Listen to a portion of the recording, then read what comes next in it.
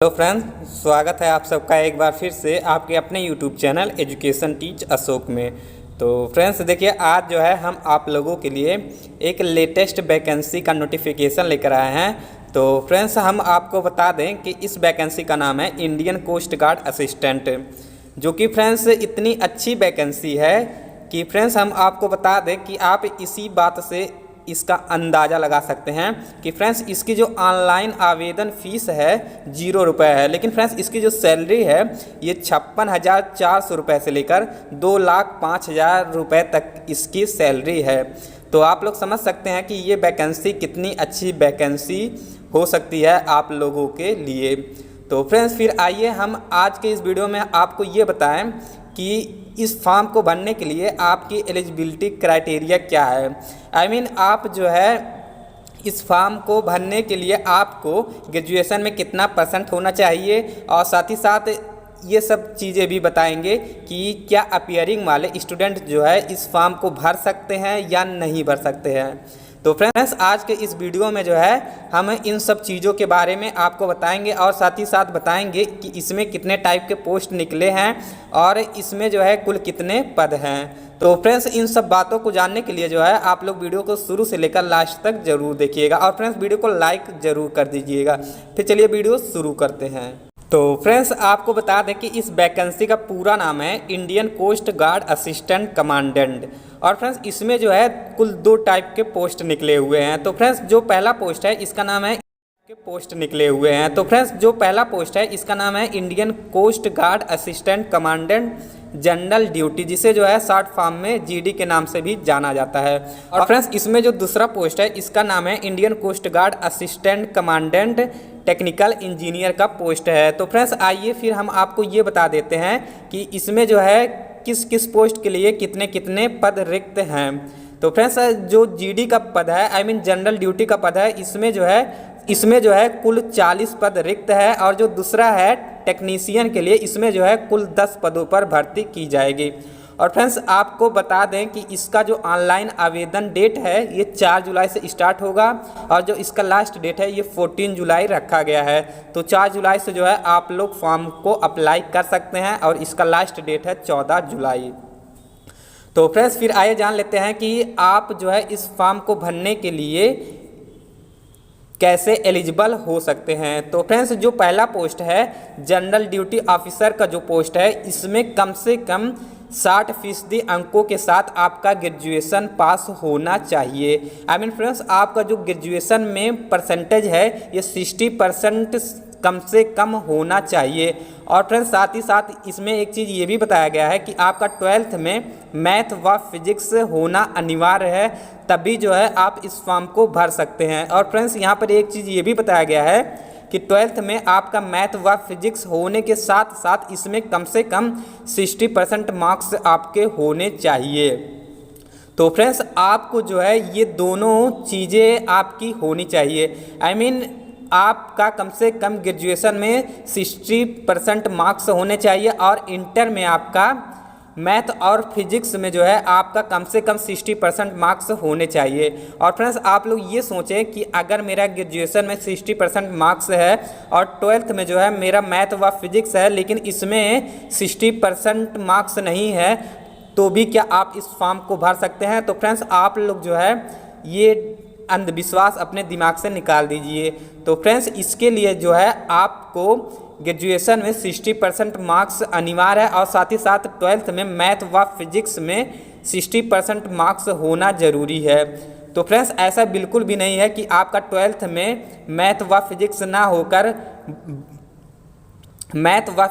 होकर मैथ व बायोलॉजी हो जाए, तब फ्रेंड्स आप लोग जो है इस फॉर्म को नहीं भर सकते हैं। तो फ्रेंड्स इसकी जो एलिजिबिलिटी क्राइटेरिया है ये ग्रेजुएशन में 60% मार्क्स और 12th में मैथ व फिजिक्स में 60% मार्क्स जो है आपका होना अनिवार्य है। तो आई होप ये चीज़ आपको क्लियर हो गया होगा। और फ्रेंड्स यहाँ पर एक चीज़ ये भी बताया गया है कि SC और ST को डिग्री स्तर पर ग्रेजुएशन में जो है SC और ST को मार्क्स में 5% का छूट मिलेगा। आई मीन फ्रेंड्स, जो SC और ST कैटेगरी के लोग हैं इनको ग्रेजुएशन में 5% का छूट मिलेगा। लेकिन फ्रेंड्स यहाँ पर एक चीज़ ये भी बताया गया है कि 12th में इनके मार्क्स में छूट नहीं मिलेगा। तो ये जो छूट है SC और ST वालों को ये केवल ग्रेजुएशन में दिया जाएगा, 12th में जो है इनको छूट नहीं दिया जाएगा।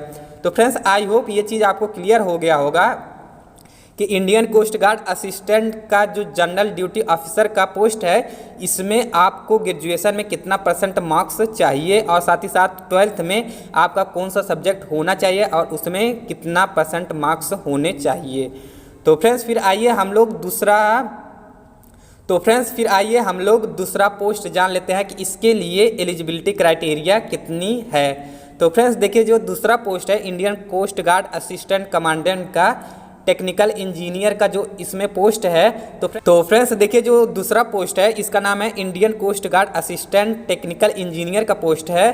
तो फ्रेंड्स यहाँ पर भी बताया गया है कि 60% नंबरों से आपके पास इंजीनियर की जो डिग्री है ये होनी चाहिए। आई मीन यहाँ पर बताया गया है कि वही टेक्निकल इंजीनियर पदों के लिए उम्मीदवार के पास 60% नंबरों से इंजीनियरिंग होना चाहिए। तो फ्रेंड्स 60% नंबरों से आपको इंजीनियरिंग होना चाहिए, तभी जो है आप इस फॉर्म को भर सकते हैं। और फ्रेंड्स साथ ही साथ ये भी बताया गया है कि 12th में मैथ व फिजिक्स में आपको कम से कम 60% मार्क्स चाहिए। तो फ्रेंड्स दोनों पोस्ट के लिए लगभग जो एलिजिबिलिटी क्राइटेरिया है ये सेम है।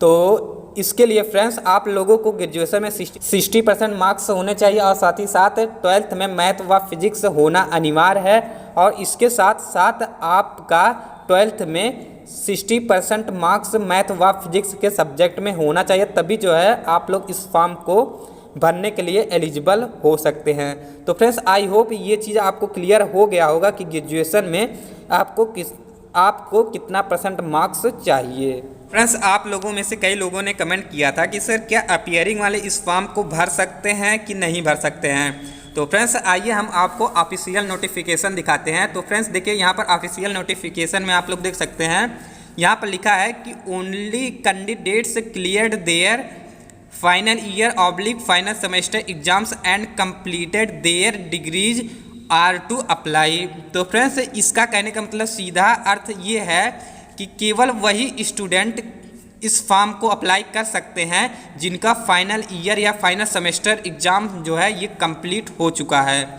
तो फ्रेंड्स देखिए इससे पहले भी ये चीज़ें हमने बताया कि आपका ग्रेजुएशन में 60% मार्क्स होने चाहिए।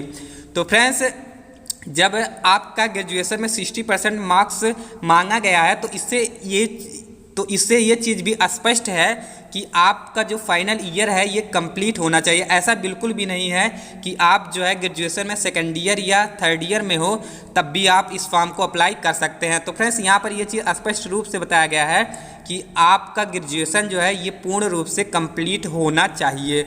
और फ्रेंड्स देखिए एक नोटिफिकेशन ये भी आया था, देख सकते हैं आप लोग, यहाँ पर लिखा है appearing candidates not cleared final semester exam और awaiting for result are not eligible to apply 1/2022 batch. I mean ये जो बैच है इसका नाम है। तो फ्रेंड्स यहाँ पर ये भी चीज़ बताया गया है कि आप जो है इस फॉर्म को तभी भर सकते हैं जब आपका फाइनल सेमेस्टर का एग्ज़ाम जो है कंप्लीट हो चुका हो और आपका रिजल्ट भी आ चुका हो।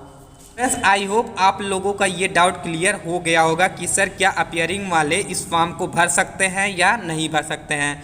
तो फ्रेंड्स अपीयरिंग स्टूडेंट जो है इस फॉर्म को नहीं भर सकते हैं। और फ्रेंड्स यहाँ पर देखिए आप लोगों ने ये भी पूछा था कि सर क्या फाइनल ईयर इंजीनियरिंग स्टूडेंट इस फॉर्म को भर सकते हैं। तो फ्रेंड्स देखिए इसका सीधा मतलब ये है कि फाइनल ईयर इंजीनियरिंग स्टूडेंट भी इस फॉर्म को नहीं भर सकते हैं। तो फ्रेंड्स अगर आप लोगों को वीडियो पसंद आया होगा तो वीडियो को लाइक और शेयर कर दीजिएगा। और अगर आप हमारे चैनल पर नए हैं तो चैनल को भी सब्सक्राइब करने के बाद बेल आइकन को प्रेस कर दीजिएगा। और फ्रेंड्स हमने इस टॉपिक पर भी वीडियो बनाया था, इंडियन कोस्ट गार्ड असिस्टेंट के लिए आपकी एज क्राइटेरिया कितनी है। आई मीन आप इस फॉर्म को किस एज से लेकर किस एज तक के लोग अप्लाई कर सकते हैं। आई मीन इसके लिए एज क्राइटेरिया कितनी है। तो फ्रेंड्स अगर आप लोग इस वीडियो को देखना चाहते हैं तो इस वीडियो का लिंक जो है डिस्क्रिप्शन और आई बटन में मिल जाएगा। तो फ्रेंड्स अगर वीडियो पसंद आया होगा तो वीडियो को शेयर जरूर कीजिएगा। फिर चलिए अगले वीडियो में मिलते हैं, तब तक के लिए जय हिंद जय भारत।